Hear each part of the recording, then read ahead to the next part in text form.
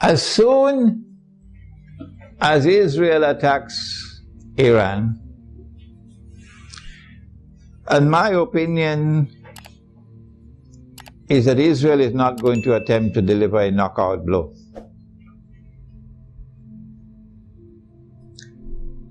Israel will attack Iran in order to commence wars that she hopes will follow one after the other. As soon as Israel attacks Iran,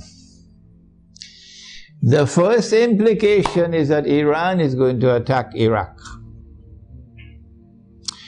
And Iran is strategically poised, advantageously poised, to attack the United States in Iraq. As soon as Iran is attacked, Shias around the world are going to respond with solidarity with Iran. And that includes the majority population of Iraq, which is Shia. What about the Sunni in Iraq?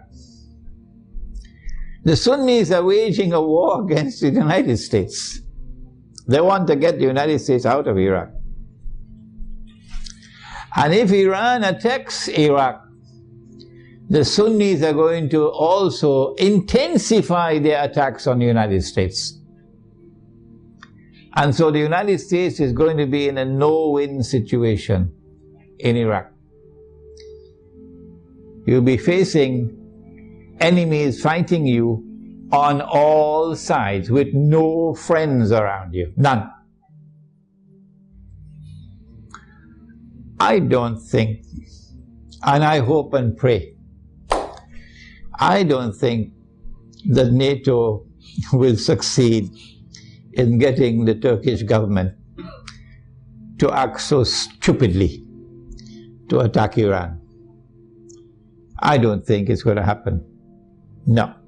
And let us pray that the Turkish government is not ruled by fools.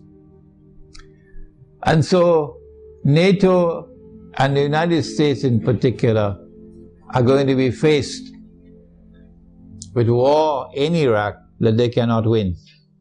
And they can lose. They can lose. And this is what Israel wants. But there's another battlefront I want to turn to now. And this is where we need our military analysts. I wish we had some here tonight. That Iran is also likely to attack Bahrain. And it should not be difficult for Iran to take Bahrain. Bahrain cannot stand up to an attack from Iran. Bahrain is just across the water from Iran.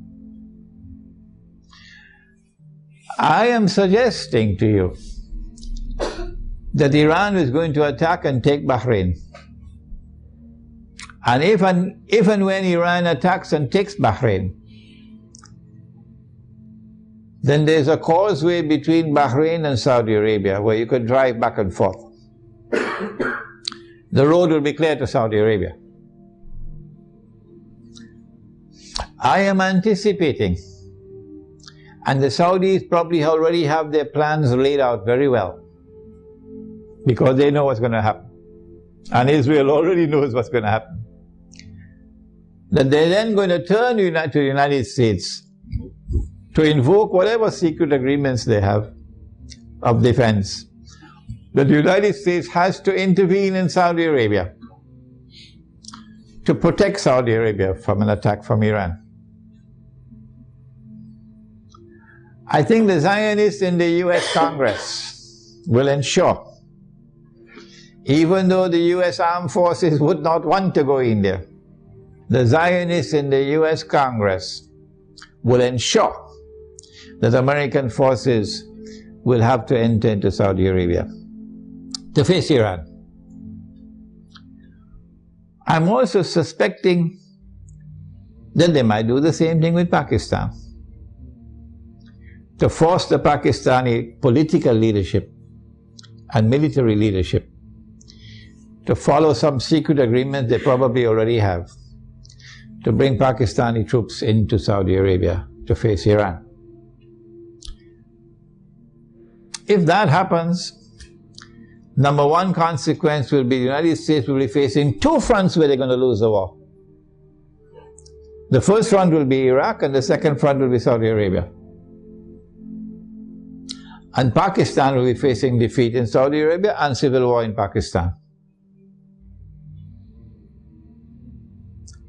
In order to save the United States from defeat, Israel will have to intervene. And so history will repeat itself for those who have been reading Jerusalem in the Quran. In order for the passage from Pax Britannica to Pax Americana to take place, do you remember? The First World War had to take place. And in the First World War, the Germans brought in their submarines. And Britain, the island, was marooned, surrounded by German submarines. And Britain would have lost the war. And at that critical moment, the Zionists then brought the United States into the war, despite the efforts of men like Henry Ford. And when the United States entered into the war, then Britain was saved from defeat. But the consequence of that was that Britain was no longer the ruling state in the world. And the transfer of power from Britain to the United States was well on the way as a consequence of that First World War. So I am suggesting to you that the planning that is now taking place is a repeat of what happened then. That they're setting a trap for the United States, so that the United States is going to be led to a situation where it's going to be facing defeat in Iraq and in Saudi Arabia. These are my opinions, you don't have to accept them. And only one power in that region could intervene to save the United States from defeat, and that is Israel. And that would be the bell being rung.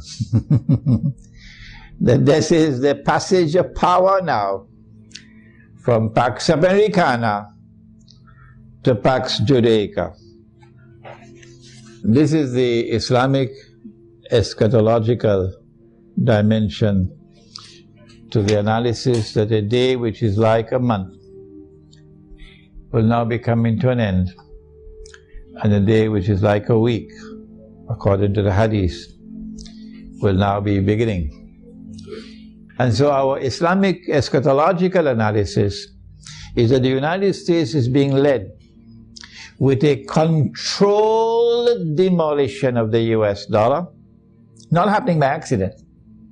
A controlled demolition of the US economy is not happening by accident. And a trap being set for the United States militarily, so that the United States will can no longer be recognized as the ruling state in the world, and Israel can replace it. I think that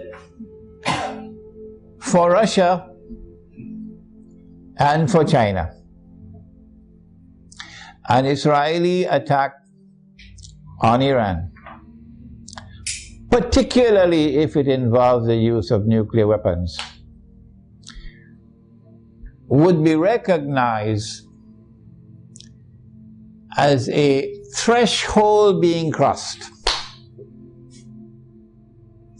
That so long as you did not cross that threshold, Russia and China were prepared to go along and continue. In the Security Council of the United Nations, for example, cooperating and collaborating where possible in managing the affairs of the world. But once you cross that threshold, the implication for Russia and China is that you have crossed the point of no return. and that an attack on Iran is now going to inevitably lead to world war.